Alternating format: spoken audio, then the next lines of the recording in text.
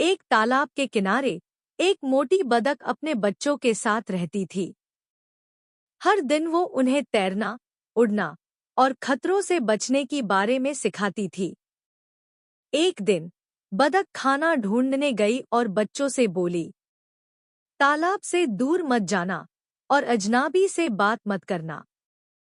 जैसे ही बतख गई, एक चालाक लोमड़ी आई और बोली, अरे प्यारे बच्चों, चलो मैं तुम्हें एक जादू वाला तालाब दिखाती हूँ। बतख के दो बच्चे चलने को तैयार हो गए, लेकिन बतख के एक बच्चे ने बोला, नहीं, माँ ने मना किया है। तभी कछुआ आ गया और लोमड़ी की होशियारी को पहचान गया और जोर से बोला, बच्चों, लोमड़ी तुम्हें नुकसान पहुंचाएगी। बतख के बच्चे ने तुरंत अपने माँ को आवाज लगाए और बतख दौड़ आई और लोमड़ी को भगा दी। सीख: हमेशा माँ बाप की बात सुननी चाहिए और अजनबी पर भरोसा नहीं करना चाहिए।